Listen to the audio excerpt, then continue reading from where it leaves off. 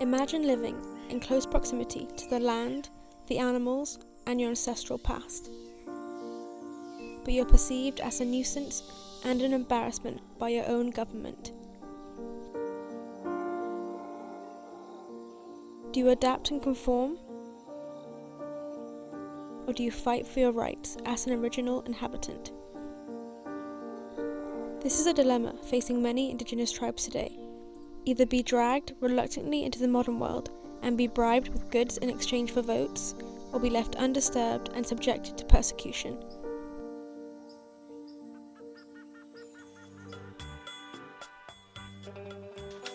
I am Daisy Glover. English? But not really. I was raised in Brunei on the island of Borneo, which consists of 4 main political regions: Sabah, Sarawak, Indonesian Kalimantan, and Brunei. The people? Around 2/3 of Borneo's population is Muslim, and 30% are non-Muslim indigenous. However, certain indigenous tribes within Sabah and Sarawak are slowly but surely losing their traditional ways of life, and I want to find out why from the people themselves.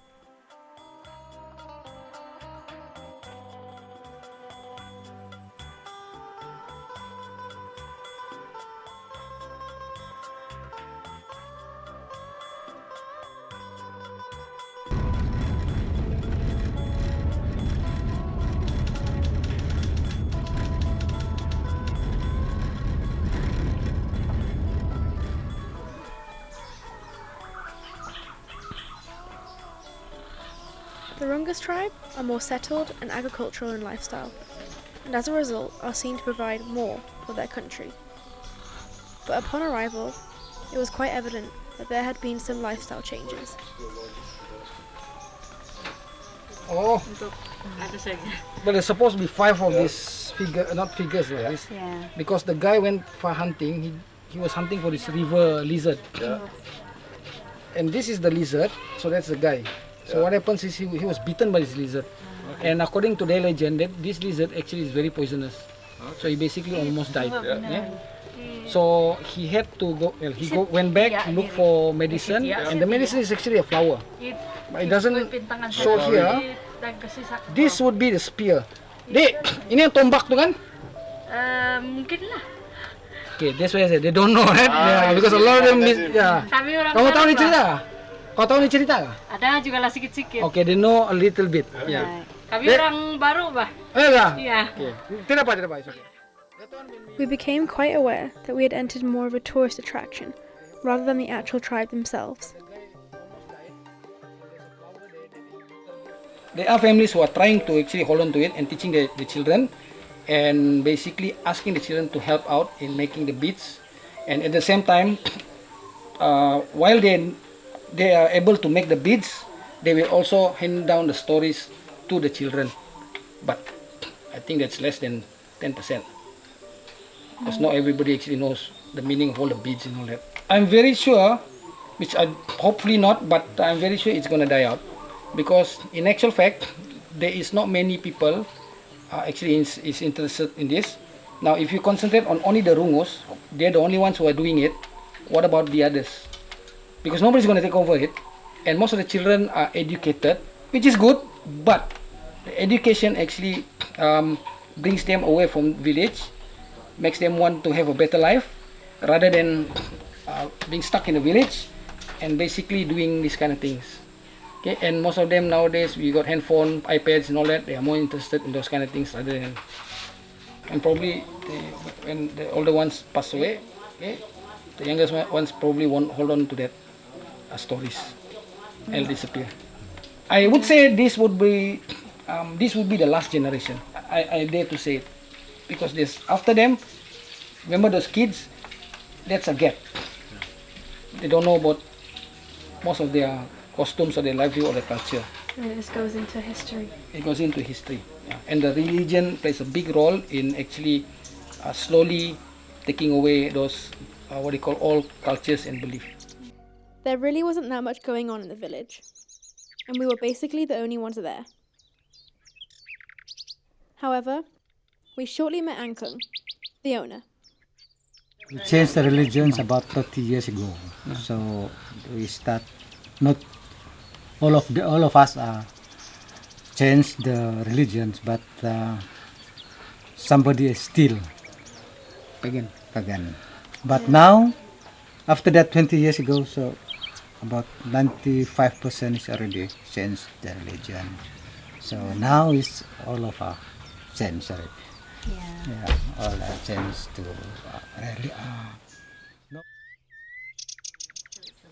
Kamu masih lihat kan macam kalau lepak-lepak petang begitu kan dengan keluarga. Oh, kamu cerita-cerita dengan budak-budak atau keluarga yang pasal dulu-dulu tuh lah. Ya. Ada juga lah yang waktu kami budak, kalau kami lagi yang budak-budak waktu itu kan kami selalu bercerita sama itu orang-orang tua macam mana kehidupan dulu begitu, macam mana cara orang sembahyang dulu. Saya minat itu dulu. Tapi sekarang sekarang ini kau cerita, kalau kita cerita sama mereka macam mana mau dengar, sebab orang ini. It seems that although Angkung is still trying to keep his cultural lifestyle alive, the shift in their religion and generation gap has affected their cultural way of life to quite an extent. It wasn't long after this that more people started to arrive, the traditional weavers, and I wanted to gain their opinion on the topic.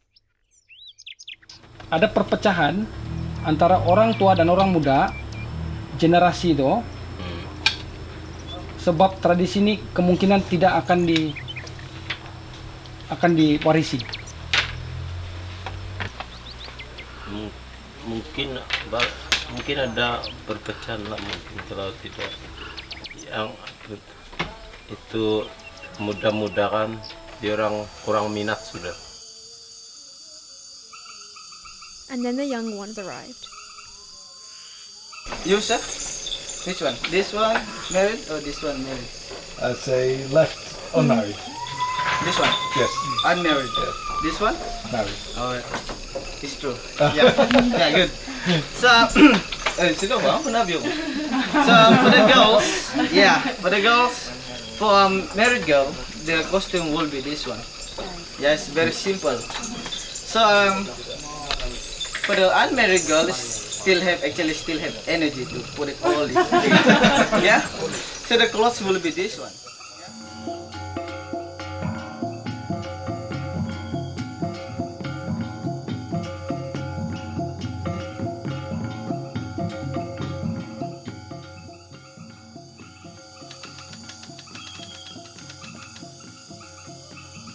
Do you like dancing, or do you feel sometimes you have to do it? Sometimes I have to do it, yeah.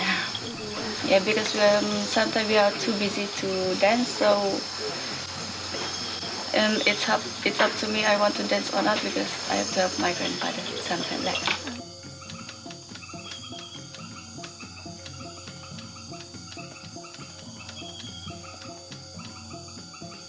The night eventually came to an end. Whilst the entertainers left, some people stayed around, but they were as occupied as my generation usually are.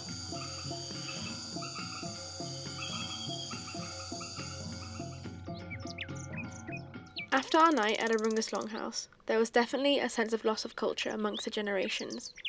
So much to the point where their culture has had to become a tourist attraction in order for it to be carried on.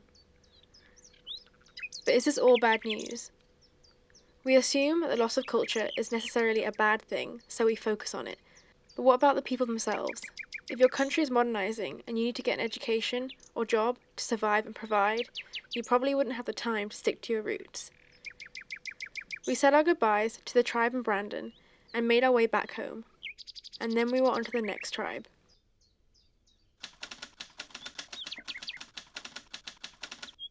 The Panan are nomadic hunter-gatherers, so unlike other indigenous tribes, they rely entirely on the jungle for their survival. Loss of habitat is a massive problem for them, as more than 80% of Borneo's primary forest has been destroyed. What does this result to? This is Uding. She used to live in a small village called Longkorong in the depths of the forest with her fellow Panan tribe, but is now only a 15-minute drive from the city of Miri, Malaysia. Uding and her family live close to the city, meaning more jobs and better access to healthcare. However, as this meeting went on, it quickly came to my attention that there were more issues. Mrompe kubau dahaji mokola kutike jumole be kuligi ira mokola ku nana kina irai puma jate da irai hundana ki tolong kubokri irai kirul kitai ku moko jalace wajite moko ngan anak cite ngan ini ngan ciliana cite moko cite jumole be kuligi ina kula moko cite lebih kene ku moko cite mula parai pun mana mo kami mula parai irai kena mo ko citai irai honi tau klebela. She loved the life in the forest. Yeah, in the forest he can hear the sound from the forest, the birds and animals. Not like now. Timber, which go and cut the trees in some part of our area. Like here in Miri, there's a lot of sound from the vehicle, the machine. She only can look around building and the coconut trees, not the sago. Yeah. She really miss the life in the jungle.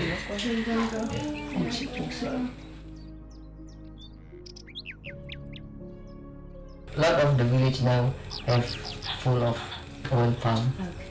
Same like my village at Long Napir, Long Balau, or somewhere else village like Long Sridan. It is a lot of oil palm. Yeah, it's but Long Napir from the oil palm is now is not so far. Maybe said little bit more oil palm will go in to the village. How did they get so near? How were they allowed to come onto like your land? Can I answer that one? Okay, sure. In Sarawak, the law says that to claim ownership for land, you must have found the land.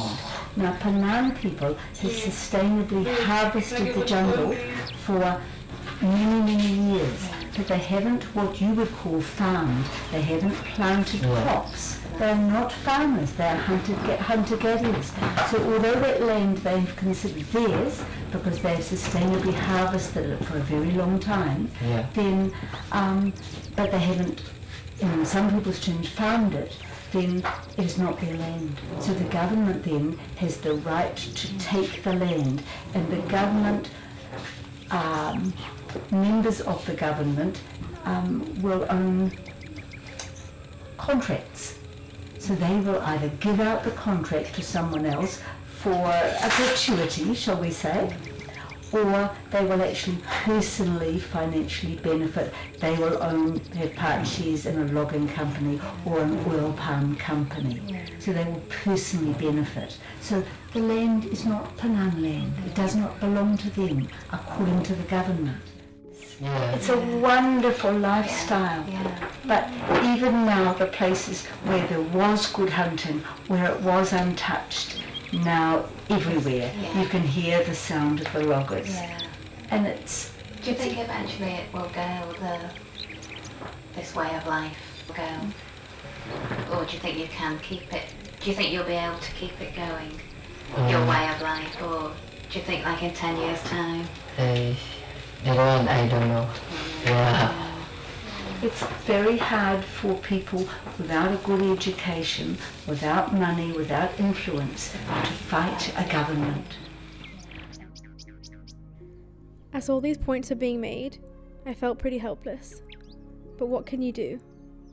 These issues have been ongoing for many years, but it seems that once again, the authorities get their way. I'm not sure where this was taken. Maybe Long Simeang. I'm not 100% sure. This one was taken at Leo Mato. That's her also. How far is that from here? Quite far? Yes. Yeah. It's about 7 hours by Drive. road. Yeah. So that's where we went, to meet Yoram's grandparents.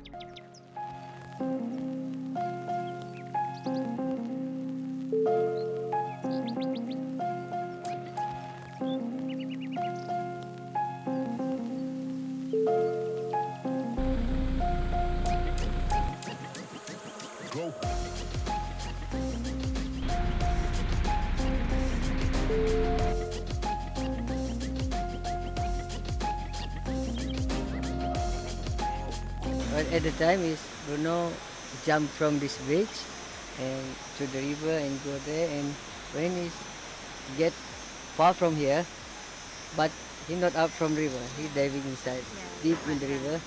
When he get up far from here and go to Long Napir back again, and after that he go to the hill and take the picture.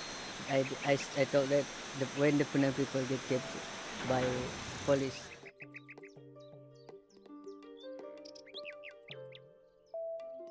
Penang? Bruno Manser was just a man from Switzerland who happened to love the outdoors. He travelled through different parts of Asia until finding himself amongst the Penang tribe in Sarawak. Bruno was eventually taken in by the tribe, learning to live, hunt, and eat like them. Whilst doing this, he kept a journal of notes and drawings throughout everyday life. Unfortunately, the grass isn't always greener on the other side. The lifestyle may have been, that lifestyle was being changed by timber companies creeping in on Penang land. Bruno saw this change, and as he was the only one who could read and write, he started to educate the Penangs on their rights. They started forming blockades so loggers couldn't get past. This was shortly noticed by the authorities. Bruno fought for the Penangs for many years, which created attention, but the powerful government were definitely not fond of this. He was eventually deported, and then attempted to sneak back into Sarawak again with a film crew. But as he travelled alone to Batu Lawi, that was the last time he was ever seen alive. Principally, it has never been my intention coming to Sarawak to make politics or anything like this. I'm just a man who, how do you say, if I say in Malaysian language, pencinta alam semula jadi. That's my reason that I walk in the jungles here.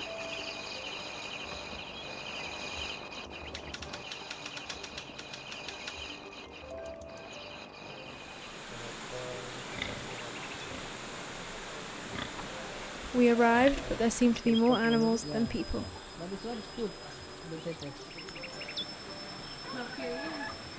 Yeah. Bruno Manser first come here. They meet them here, and he stay with them is have very long time.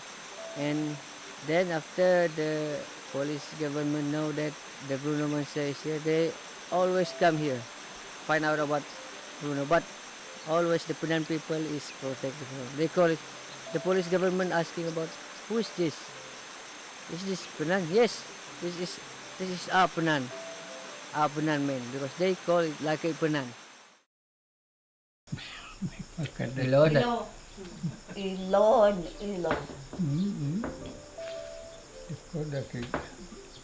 Dah laki daw. Laki Bruno. Kon kenat shot wah kumagat ani. Masuk Masuk ikut kita lepas agak ani. Berapa ni? Tungulu tu. Tungulu tu lah. Jak sini Penang Telong lah ya. Bela ya. Ya, mulai ke tai lah ya kepe jalan ni nah. Tai lah. Mulai ke tong mulai me kepe lah. Tapi tong lain lah. Lain itu ni. Tahu kira itu tai. Oleh dah. Gak mau tabi. Maoy na maoy tumutubo. Honi itu shot bah kumagat. Hon ko masik lam jin, masik lam tutup, masik lam kekat ina, masik lam bicara, masik lam makamah kalau aku lah. Ini hagat kimuun. Nasi pong hagat kimuun lah kenan. Ya lah kau. We think is Bruno missing is not just a missing. Maybe someone is from government or from other people is attack him or don't know. We stayed for one night, but it was clear that instead of being immersed in their old traditions, they had become stories instead. Food was cooked on a gas hob, the sago we ate was from a packet, but their hearts were still full. They may not have lived like I had hoped, but you can't blame them. We talked throughout the night, and to be honest, I was getting annoyed at having my camera in their faces.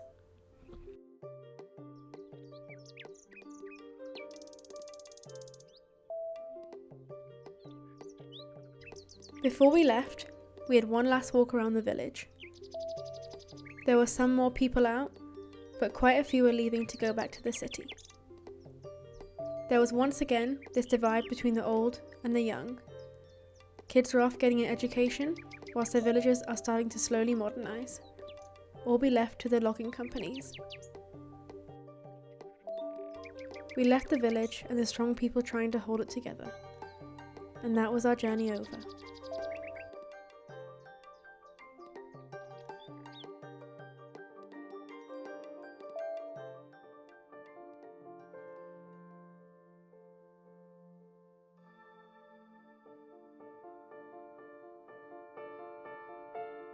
Going into this journey, I did not expect to be greeted with such harsh realities.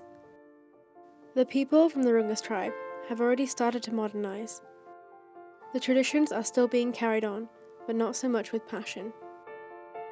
The world is moving forward for them, and nowadays, if you want a better life, money is essential. And to get more money, you have to be closer to the city, like Uding. The Panan, on the other hand, being less agricultural, have tried their best to keep going, but authorities have been drawn into the modern ways, where the preservation of life isn't seen as a priority.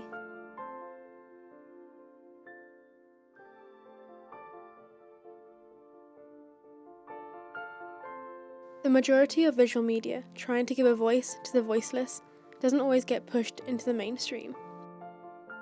And a lot of what does get pushed into the mainstream is controlled by the ones who usually don't have time for the voiceless. But is that just the world we live in? Aren't we all a part of this cycle, where we are led by corrupt machines that slowly churn away at our original existence? It comes to survival, but these tribes survived off the land they lived on, but that land is becoming a playground for logging companies. So what does their life come to?